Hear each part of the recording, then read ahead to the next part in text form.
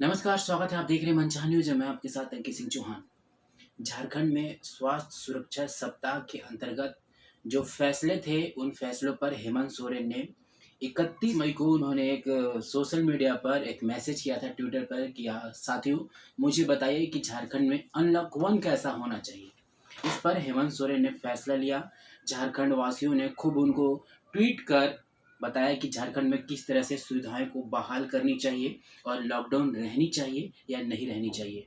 तब उस पर हेमंत सोरेन का फैसला आ गया है और झारखंड में जो फिलहाल स्वास्थ्य सुरक्षा सप्ताह जो चल रहा था 3 जून तक, वह अब उसको बढ़ाकर 10 जून तक कर दिया गया है, यानी कि सुबह प्रातः 6 बजे तक। ऐसे में कह सकते हैं कि पिछले दिनों जो लगातार झारखंड के अंदर में कोरोना संक्रमण के दर कम हो रहे थे, हेमंत सोरेन ने फैसला लिया और अनलॉक 1 में, यानी कि जो पूरी तरह से पूर्णतः सभी प्रतिबंधों को किया गया था, उन पर अब छूट दे दी गई है। मैं आपको एक-एक करके बताऊँगा कि किन-किन चीज़ों पर झारखंड में छूट दी गई है, किन जिलों में आपको ई-पास की ज़रूरत नहीं पड़ेगी और साथ ही सबसे बड़ी बात है कि अब दुकानों को भी खोलने की अनुमति दे दी गई है।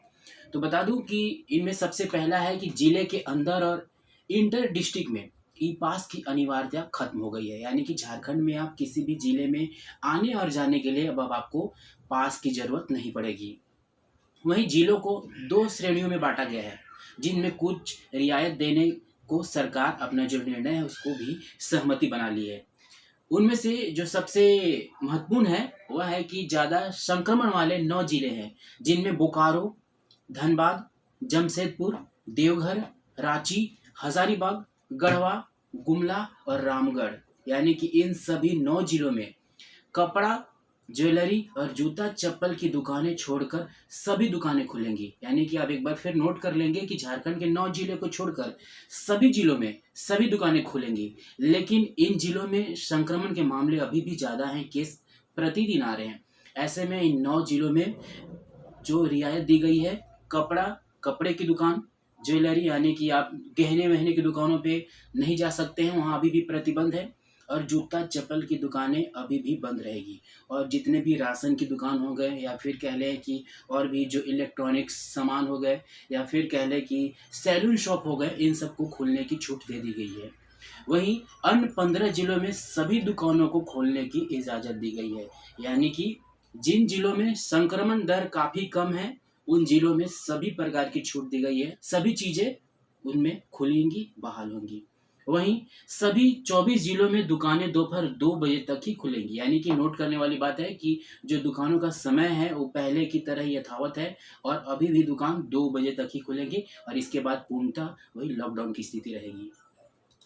वहीं अगर आगे बता दूँ तो मॉल और मल्टी ब्रांड वाली दुकानें बंद रहेंगी, यानी कि अभी भी आप मॉल में जाकर शॉपिंग नहीं कर सकते और मल्टी ब्रांड जैसे कि कोई भी बड़े ब्रांड वाले जो बड़े-बड़े शॉप हैं, वहाँ भी आप नहीं जा सकते, यानी कि पूर्णतः अभी भी इन सभी चीज़ों पर प्रतिबंध लगाए गए हैं।